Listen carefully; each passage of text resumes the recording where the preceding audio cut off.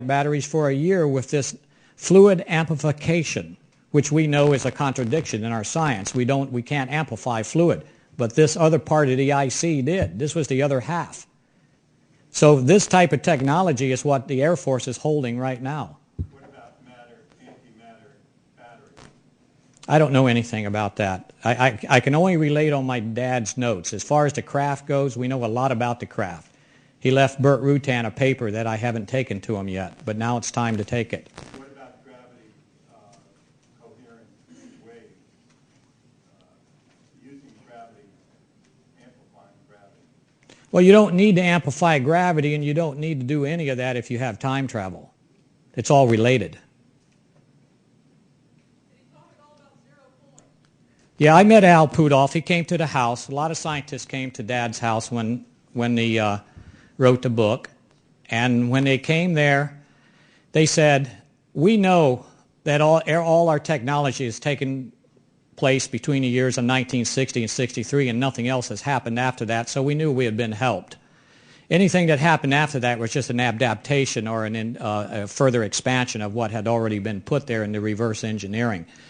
Zero-point gravity is a beautiful theory, and my dad didn't expand much on that.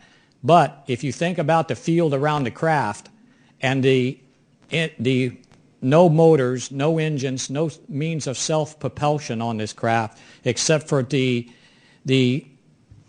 brain part of the little units that were in there, then you realize that this was a dimensional craft, which my father says. And being a dimensional craft is something that we find hard to understand. Infinity, as you know, we're looking there's all types of theories of looped time travel. There's straight line time travel. There's times where it's been altered and then comes back. The paradoxes all involved and such like that. Well, we're just not that intelligent yet to understand that. But let me say this. If time travel is indeed real, as my father thinks it was, and the others that think it was, von Braun and some of our very brilliant minds at that time, we have to realize that we're moving in that direction to build this craft again and send it back again, which we can't comprehend. What do you mean again? It's already been done. You know, so these are the things that we have to grow up as a species to understand. And as we begin understanding these more, then we can take these technologies and apply them in the proper terms that we need to apply them in. And are they there in my father's notes? Yes, because they're not my father's notes. These are scientists. These are the world's best people. Dr. Greer came to the house and wanted some of this. I turned him away. I have to apologize. I didn't, at that time, we were being sued. We were being threatened. We were having a lot of difficulties within the family. The family didn't want to have any more to do with it. But I'll get with Dr. Greer again and see if maybe we can get some of this stuff going. Yes? You talk about a great advance in technology, but you don't give a teenager necessarily the keys to the car. What about our maturity to handle these things? What about our spiritual maturity? Very good question. That's the question that... the question is, what about our maturity to handle these issues coming up?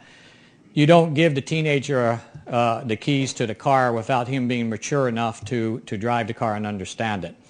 That's true. And we are not as religious, as a mental, and as a loving society yet ready to understand these technologies. We have to mature. Now, because of the gift of Roswell, we're on an altered timeline. But it's only a physical altered timeline. It's only scientific.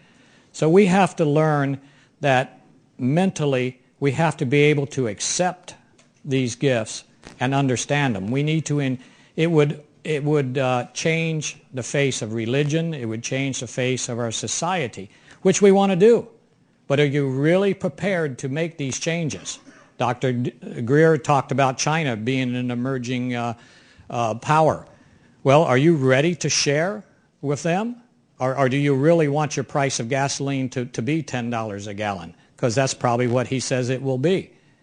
So, you have to, we really all have to do our part to bring about these technologies, but not by going looking in cupboards and blaming governments and blaming culprit groups. They'll give this stuff up as they can. The human race has been violent since recorded history, so what do you think it would take for us as a species to change? Love. But that's, Jesus taught us love, and whether you believe in him or not, the point is that love means taking care of your fellow man, and it means that we're all in this together. If there is time travel, maybe now I said, so don't get angry and throw things at me, but maybe that's all we get as a God. Maybe we only look after ourselves. Now, the universe would be no reason to exist if we were not aware of it. There would be no reason to have God if we were not here. Did your father believe in forward time travel? My father believes, from the scientist that he worked with, that time travel is a everyday occurrence within our military. That's all a UFO is. It's a time traveler. It is. No, there's only backwards. Yeah, Einstein's theory. But if you think about it, someone comes back from the future, that's the same as knowing the future. So if we were given a gift from the future with the Roswell and some of the other crashes, oh, by the way, before I forget, we're going to have other crashes, my father said. It's going to be in a yearly occurrence. And we have to get them out of the hands of the military. We need a group that can handle that. And that comes from money. So find the money, solve your problems, and the money has to come from people that are sitting out here that have the money. Yes, sir? Is time travel work still going on at Montauk? I don't know where it's going on, but I know it's going on at Groom Lake. Yes, sir. Absolutely. And my father left detailed drawings of, maybe I can get them out to you guys, of how to make these machines for our everyday use. I don't know what's going to happen. You might find me floating down the Potomac River. Who knows? Yes, sir. Is the United States the only country on this planet that maintains and has a majority of all these technical wonders from? Absolutely. Well, what about the other governments like Russia and China? I mean, they're aware of this. Are they not using that as part of a bargaining chip with the United States as far as trade and all the other commerce that goes on around the world? Well, the civilian advancement of this technology is around the world. That's the brain pool that came from the Jeep, at Roswell. The brain pool that comes from the rest of the technology is only military. So it's not being developed at the same rate that the rest of it is. Any other questions? What about Iraq and the solid point in exopolitics that the military wants to gain access to a Stargate technology in Iraq, and that's the reason it's going into Iraq? I don't know. All I can say is, Very detailed explanation in exopolitics, by the way.